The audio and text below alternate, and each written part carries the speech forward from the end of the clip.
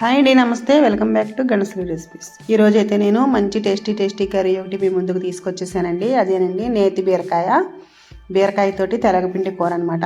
Super టేస్ట్గా ఉంటుందండి. ఈ కూర ఒక్కసారి తిన్నారంటే అసలు వదిలిపెట్టరు అనమాట. చాలా బాగుంటుంది. ఇది ఎలా తయారు చేయాలి ఇప్పుడు చూసేద్దాం రండి.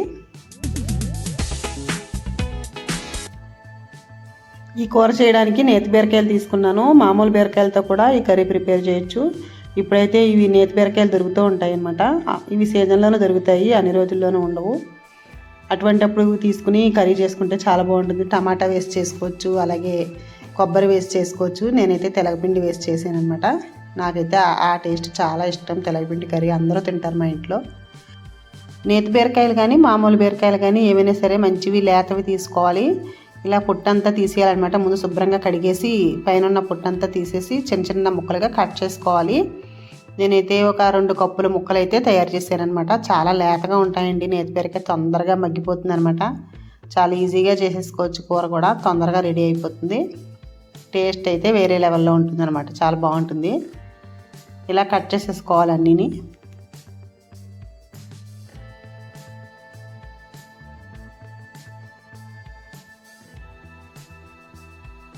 ఇలా కట్ చేసుకున్న ముక్కల్ని ఒక గిన్నెలోకి నీళ్ళల్లోకి వేసుకోవాలి. ఇలాగా మిగిలిన ఇంగ్రీడియంట్స్ అన్నీ రెడీ చేసుకోవాలి. పచ్చిమిర్చి ఒక 4-5 పచ్చిమిర్చి అయితే తీసి కట్ చేసుకోవాలి చిన్న చిన్న ముక్కలుగాను.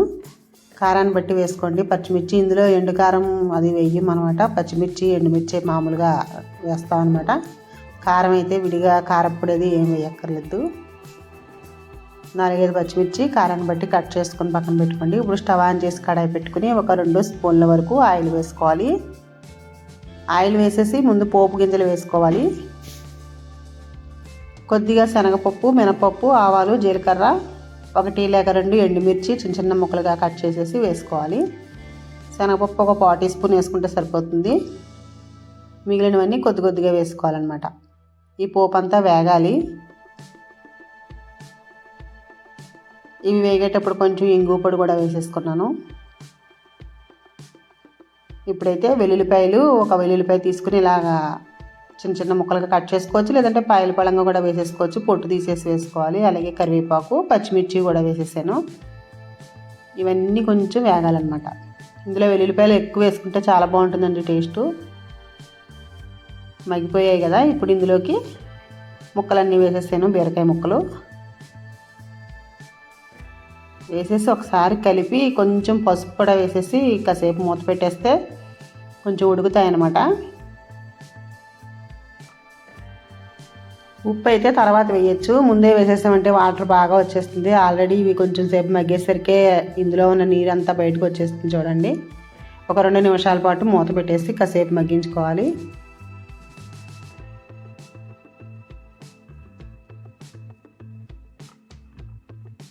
ఎటువంటి మసాలాలు లేకుండా ఎటువంటి కూరలు చేసుకుంటే హాయిగా తినేయచ్చండి.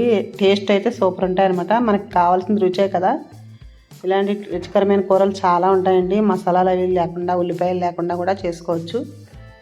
అలాంటివన్నీ మన రెసిపీలో చాలా ఉన్నాయండి. గణశ్రీ రెసిపీలో ఒకసారి చూడండి. మీకు కూడా బాగా నచ్చుతాయని అనుకుంటున్నాను. ఇప్పుడైతే బాగా ఉడికిపోయింది. ఇందులో కొంచెం సాల్ట్, అంటే సరిపడా సాల్ట్ కూడా వేసేసాను. లాస్ట్లో వేసాను అనమాట. చూడండి వాటర్ ఇంకా ఎంత ఉందో.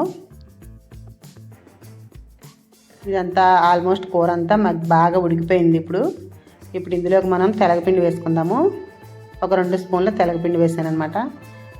తెలగపిండి వేసి కాసేపు మొత్తం అంతా కలిపేయాలి. ఉండలు లేకుండా కలిపేసి కొద్దిసేపు 1 నిమిషం పాటు ఉంచితే సరిపోతుంది అనమాట. ఆ నీరంతా కూడా ఈ తెలగపిండి పీల్చేసుకుంటుంది. తెలగపిండి అంటే తెలుసు కదండి, నువ్వులు ఉంటాయి కదా. నువ్వులు నూనె వాడినప్పుడు, తయారు చేసినప్పుడు అందులోంచి వస్తుంది అనమాట అండి. ఇది దాన్ని తెలగపిండి అంటారు. నువ్వుపప్పు పొడి చాలా టేస్ట్గా ఉంటుందండి. హెల్త్ కూడా చాలా మంచిది. ఇలాంటి కూరలు అయితే ఎక్కువ డెలివరీ అయిన లేడీస్ బాగా పెడుతూ ఉంటారనమాట అండి. వాళ్ళకి చాలా హెల్తీ అనమాట. మంచిదన్నమాట అండి. ఇలాంటివి పెడుతూ ఉంటారు ఎక్కువ. మేము అయితే ఆ టైంలోనే ఎక్కువ తింటూ ఉండేవాళ్ళం. ఉత్తప్పుడు కూడా చాలా బాగుంటుందండి. టేస్ట్ ఉంటుంది, హెల్త్ కూడా మంచిదని చెప్పి నేను అప్పుడప్పుడు చేస్తూ ఉంటాను. ఇటువంటి కూర వేసుకుని అన్నం తింటే ఎంత తింటామో మనకే తెలియదండి. అంత బాగుంటుంది. తప్పకుండా మీరు కూడా ఒకసారి ఇలా ట్రై చేసి చూడండి. కూర అయితే రెడీ అయిపోయింది. ఈ వీడియో లైక్ చేయండి. మీ ఫ్రెండ్స్కి, రిలేటివ్స్కి షేర్ చేయండి. ఫస్ట్ టైం నా ఛానల్ చూస్తున్నారా అయితే మరి గణశ్రీ రెసిపీస్ ఛానల్ సబ్స్క్రైబ్ చేసుకోండి. టేస్టీ రెసిపీస్ కోసం మన ఛానల్ అయితే ఫాలో అవ్వండి. Thank you for watching.